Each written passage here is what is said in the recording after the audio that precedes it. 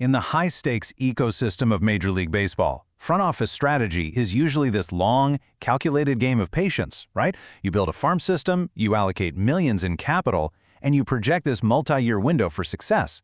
But the entire architecture of a season can shatter in a single, painful fraction of a second. Okay, let's dive right into this explainer. What we're unpacking today absolutely redefines modern front office strategy. It shows how a literal catastrophic injury can actually be leveraged into a franchise-altering move. Back in January 2026, the New York Mets completely stunned the baseball world. They pulled off this massive blockbuster offseason trade to land dynamic center fielder Luis Robert Jr. from the Chicago White Sox. It was supposed to be the definitive move, the one that returned a crown to Queens. But instead, the empire flatlined. Robert suffered a severe back injury, leaving this massive $350 million payroll completely stranded at the bottom of the division. But behind the scenes, an unprecedented roster twist has just transformed this disaster into the single most explosive storyline of the summer. The clock is ticking, the All-Star break is in the rearview mirror, and the Mets are preparing to execute a high-risk showcase that will absolutely shatter the August 3rd trade deadline. This is the inside story of the most complex asset flip in baseball history. So how exactly do you trade a stranded $350 million payroll? To understand the sheer gravity of this situation, we kind of have to look at how this asset got stranded in the first place. See, the Mets acquired Luis Robert Jr. to be their everyday center fielder, replacing Brandon Nimmo and providing a bridge to the future. But on April 30th, after playing just 24 games and hitting a pretty sluggish .224, Robert was placed on the injured list with a severe lumbar spine disc herniation. I mean, he was completely shut down from baseball activities. For months, there was literally zero definitive timetable for his return. And when your star acquisition goes down like that, you aren't just losing production on the field, you are entirely freezing a massive chunk of a $350 million payroll. Which brings us to our first major roadblock, the hidden tax penalty, or what we can essentially call Steve Cohen's luxury trap. The financial mechanics here are just staggering. And honestly, it's exactly why the Mets front office is operating with such frantic urgency right now. This isn't just your standard player contract. Because owner Steve Cohen has consistently blown past the competitive balance thresholds as a repeat luxury taxpayer, the club faces brutal penalties on any payroll additions. We're talking up to 110%.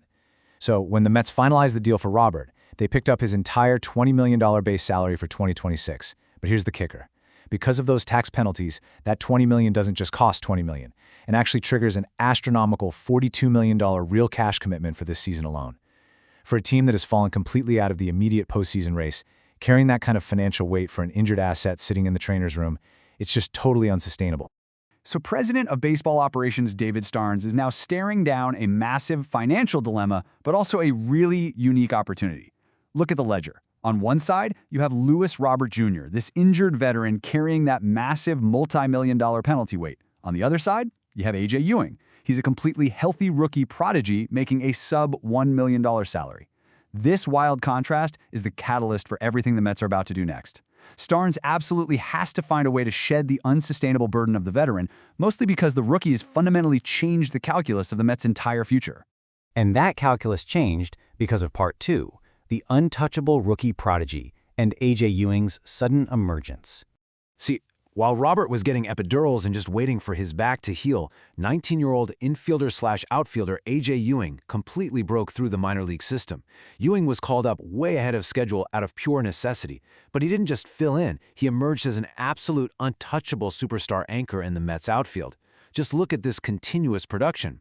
Ewing basically forced his way up by dominating the minors. We're talking a .349 batting average in AA Binghamton and a .326 average in AAA Syracuse.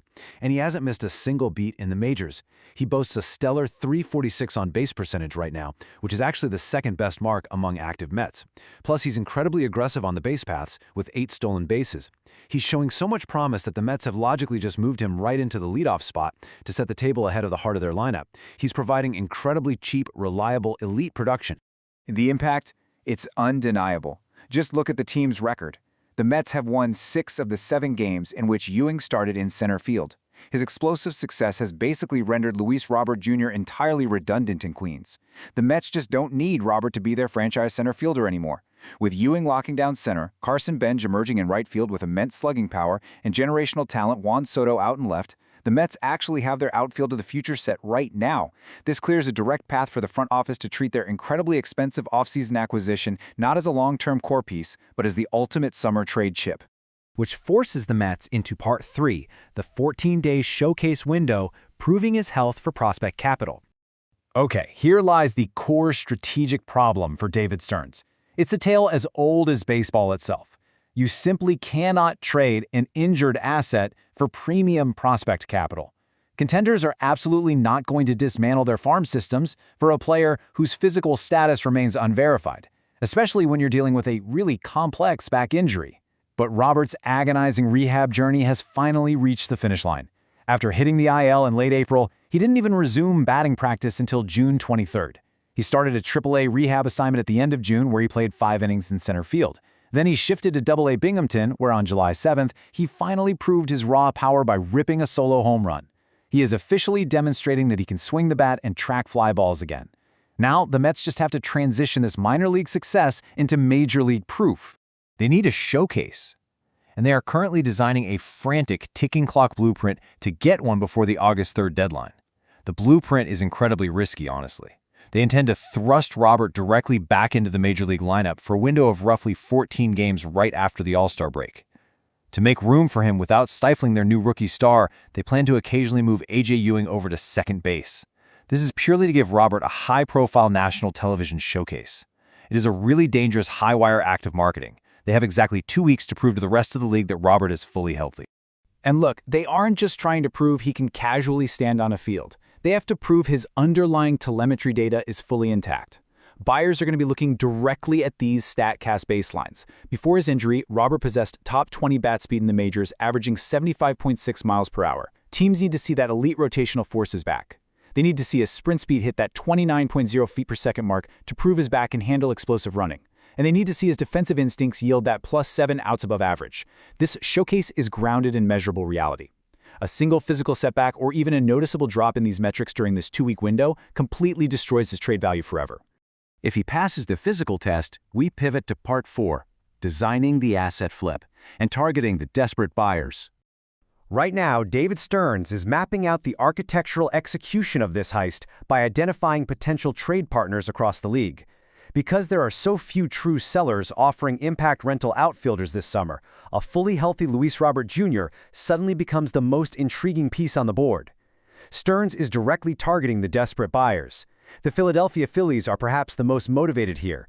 They lost Adolis Garcia for the season, and they desperately want to avoid returning Derek Hill to an everyday reserve role. Now, you might be wondering, would Stearns actually trade within his own division? Well, it's super rare, but for the right price, anything is possible. Then you have the Cincinnati Reds, a team starving for offensive upgrades that absolutely refuses to spend massive money in free agency, which makes the trade market their literal only path to contention. Teams like the Rays, Astros, Pirates, and Guardians are all aggressively hunting for outfield help as well. It is a massive seller's market, and the Mets are holding a very shiny, albeit pretty fragile, asset. So, what's the ultimate goal of this entire asset flip? Well, the Mets have a massive advantage here because Steve Cohen can simply write a check to buy prospects. If the Mets were to just hold Robert, they have a 2027 club option they could easily buy out for just $2 million, letting him walk in free agency. But the real masterstroke is the trade now scenario.